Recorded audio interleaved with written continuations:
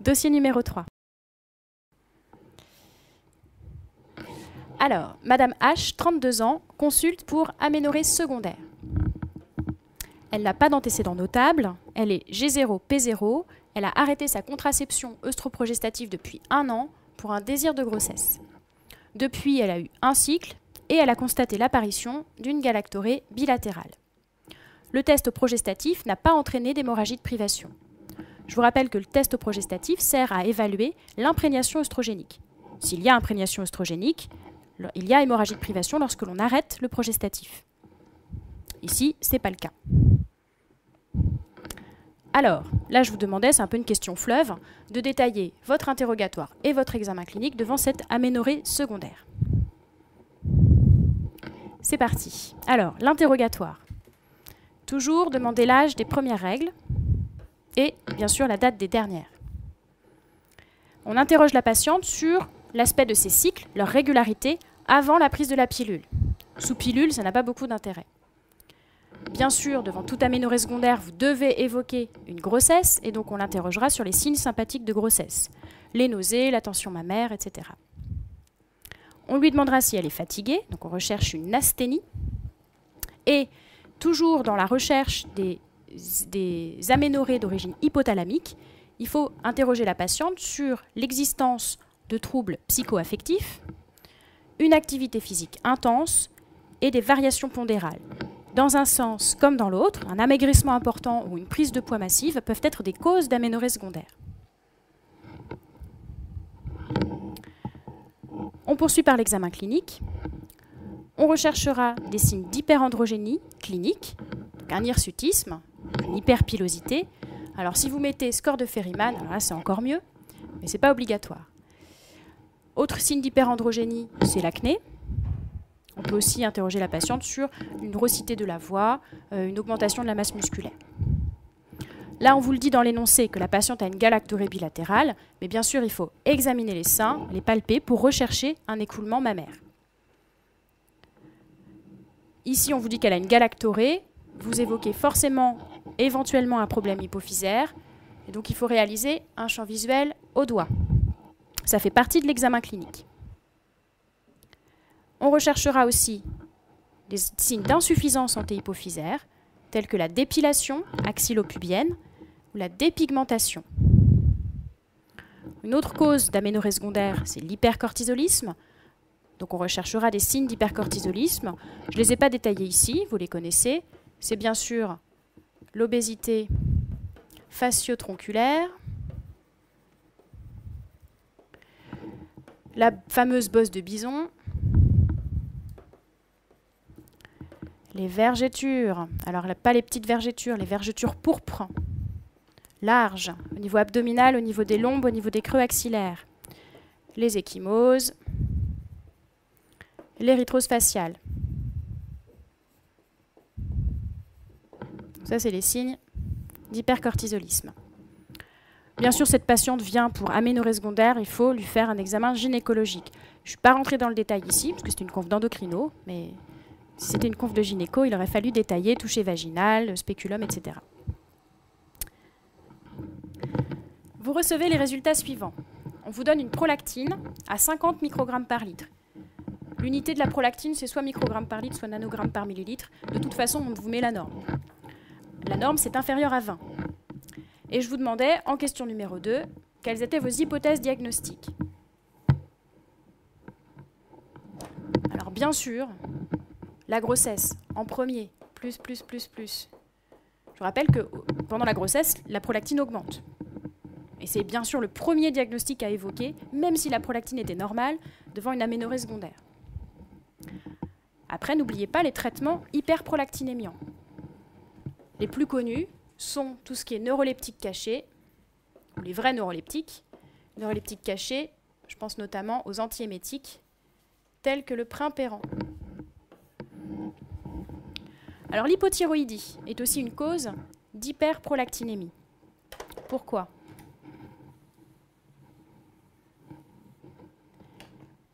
On a vu tout à l'heure notre hypophyse, notre thyroïde, mais au-dessus, il y a l'hypothalamus. l'hypophyse stimule la thyroïde par le biais de la TSH, mais je vous rappelle que l'hypothalamus stimule les cellules thyréotropes par le biais de la TRH. Quand on a une hypothyroïdie, donc une T3, une T4 basse, par rétrocontrôle négatif, on a une augmentation de la TSH, mais on a aussi une augmentation de la TRH. Et je vous rappelle, si vous l'aviez oublié, que la TRH, elle stimule certes la TSH, comme on vient de le voir, mais aussi la prolactine. Donc dans l'hypothyroïdie, on peut avoir une augmentation discrète de la prolactine. C'est un diagnostic à évoquer.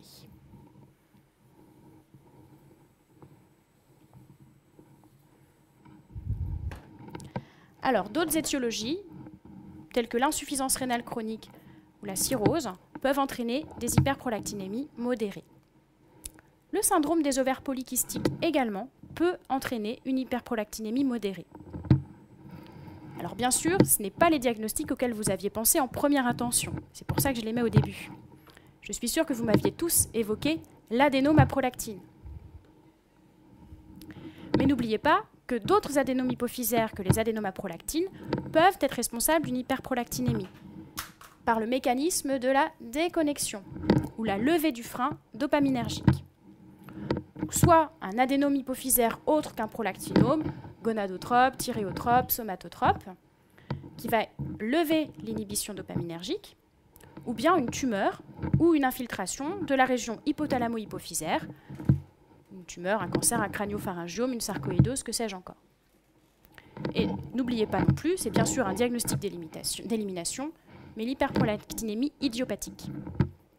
Donc là, on a toutes les causes d'hyperprolactinémie. Alors, question numéro 3, je vous demandais de décrire l'iconographie. Alors, vous vous doutez bien de ce que je vais vous montrer. Alors, quand vous décrivez une iconographie, précisez toujours de quoi il s'agit.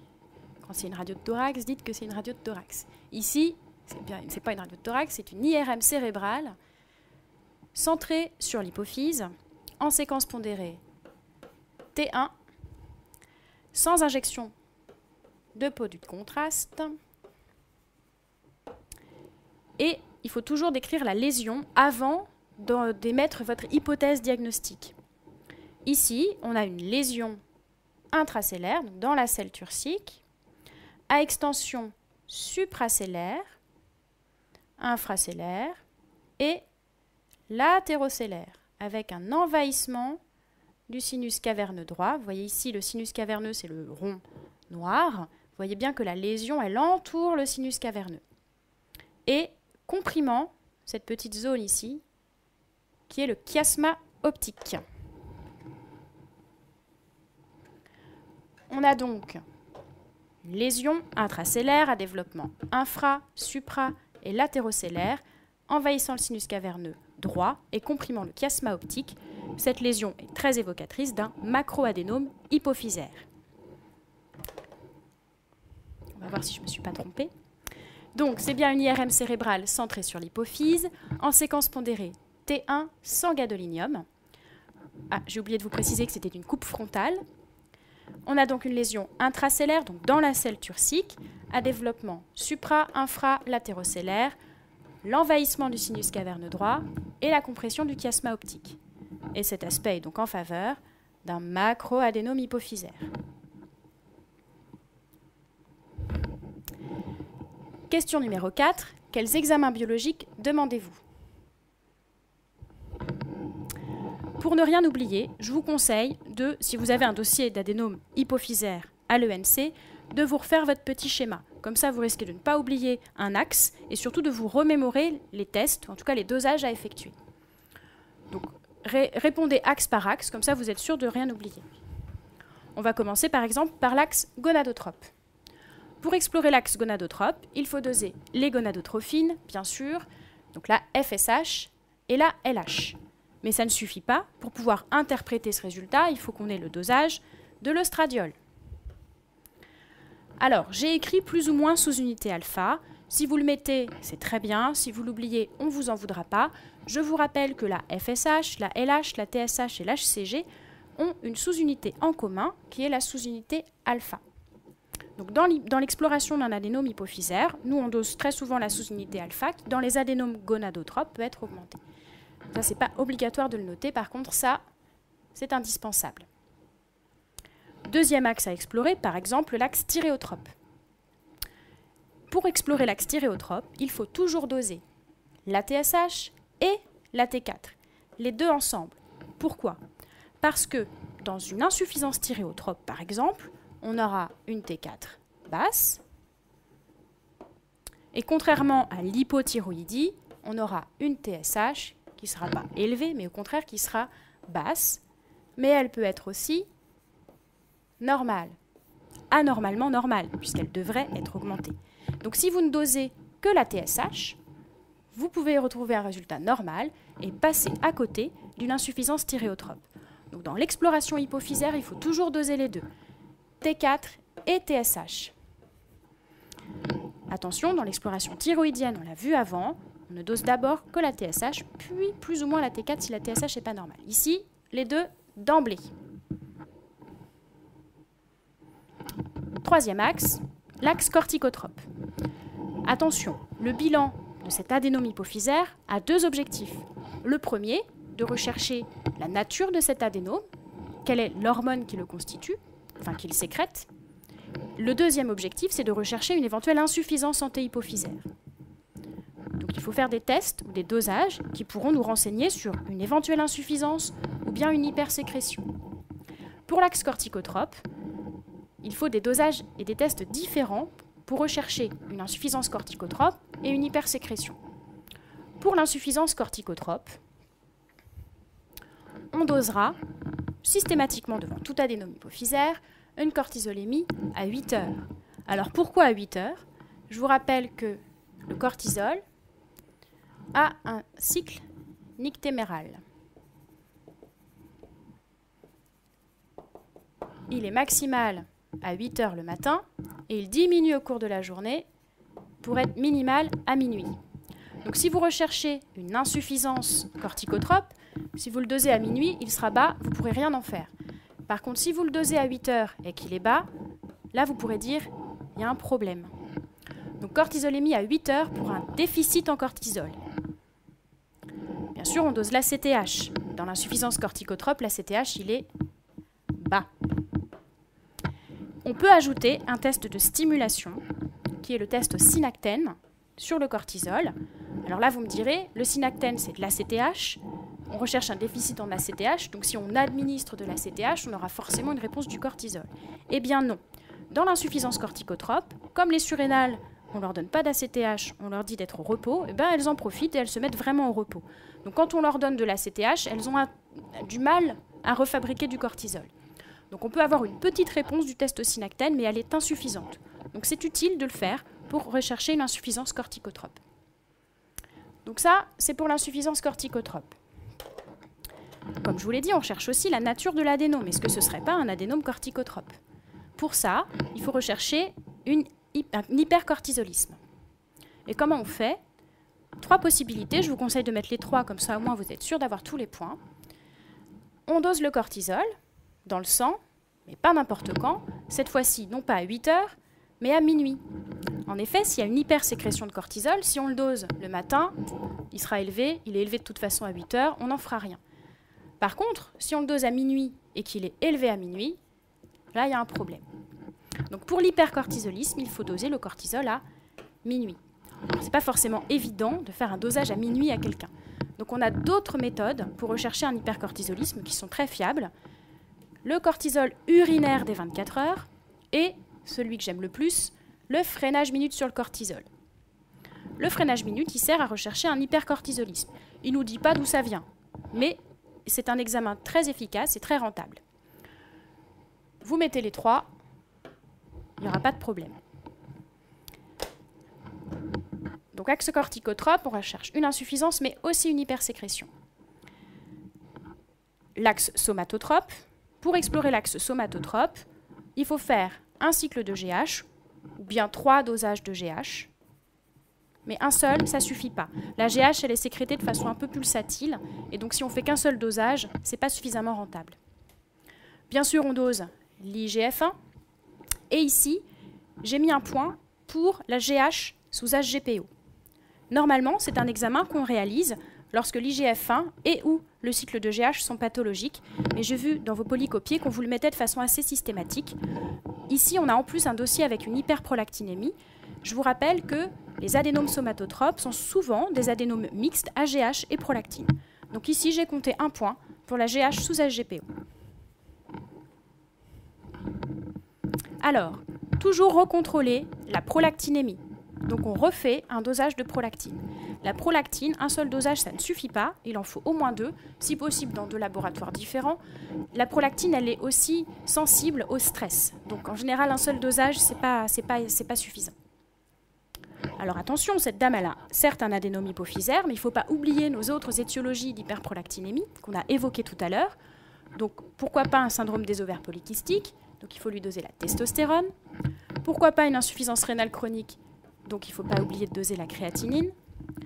On a évoqué la cirrhose tout à l'heure, donc il faut lui faire un bilan hépatique et un TP. Et bien sûr, alors là, surtout pas l'oublier, on a une aménorrhée secondaire, on a une hyperprolactinémie, on peut très bien être enceinte et avoir un adénome hypophysaire. Donc bêta-HCG, plus. Alors, je vous demandais en question 5, quelle anomalie ophtalmologique vous redoutiez, quel était le mécanisme et quel examen vous demandiez. Alors, je vous rappelle qu'on a une lésion ici qui va comprimer le chiasma optique. Ici, c'est le chiasma. Donc, l'anomalie qu'on redoute, c'est la fameuse hémianopsie bitemporale. Alors, comment ça marche? Là, je vais essayer de ne pas me louper. Les yeux, les nerfs optiques, le chiasma. Alors, donc si je ne me trompe pas, ça fait comme ça. Non, je crois que c'est l'inverse. Pourquoi c'est bleu? Ici, c'est le chiasma optique. Si vous avez une lésion qui comprime à cet endroit-là, vous risquez d'avoir l'hémianopsie bitemporale. Donc ça, c'est le champ visuel, avec donc cette vision avec des œillères, comme les chevaux. Donc, hémianopsie bitemporale par compression du chiasma optique, et l'examen de référence, ce n'est pas le champ visuel de Humphrey, c'est le champ visuel de Goldman.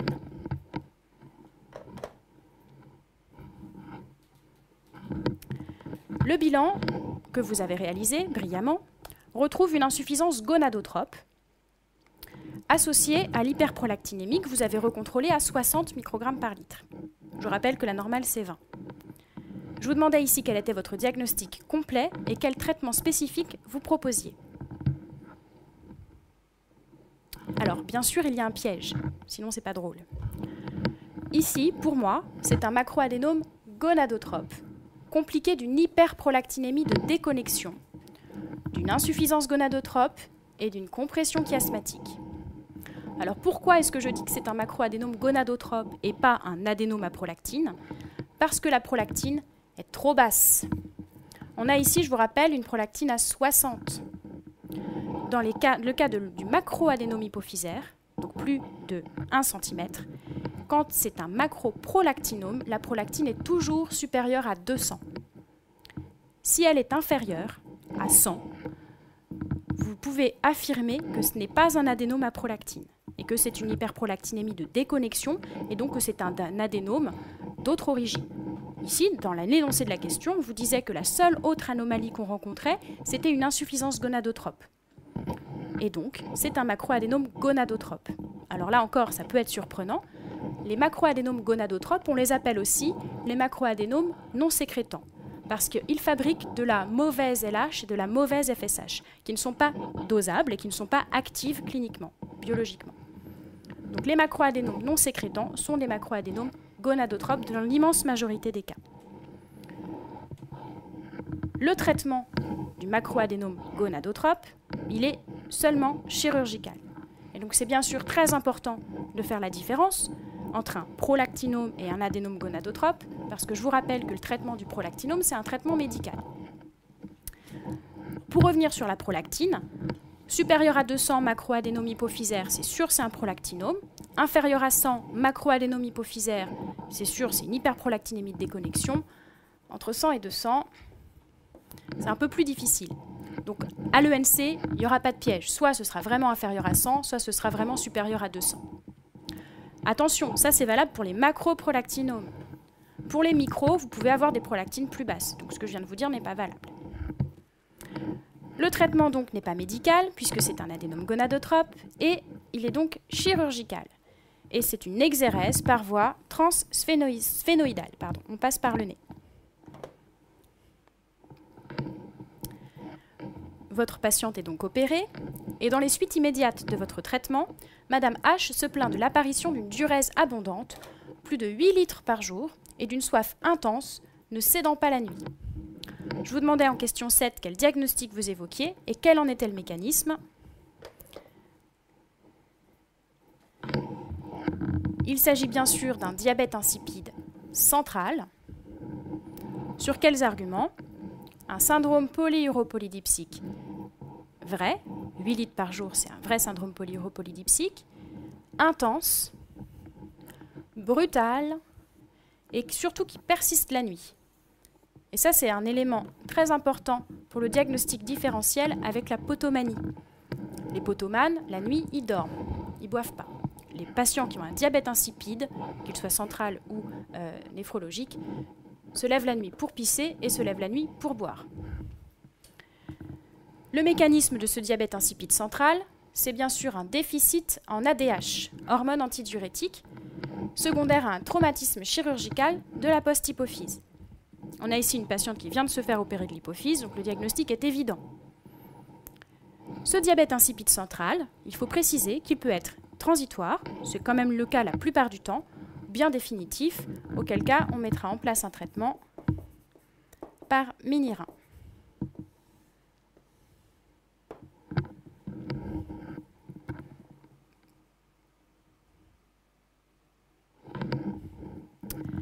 Question numéro 8.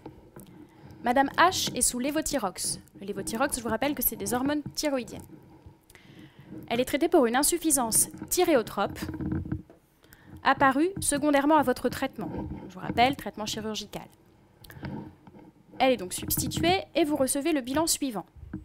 La TSH est à 0,21 et la T4 est à 7. La normale pour la TSH, ici j'ai mis 0,35, supérieure à 0,35, et pour la T4, j'ai mis supérieure à 8. Je vous demandais en question 8, qu'en pensez-vous?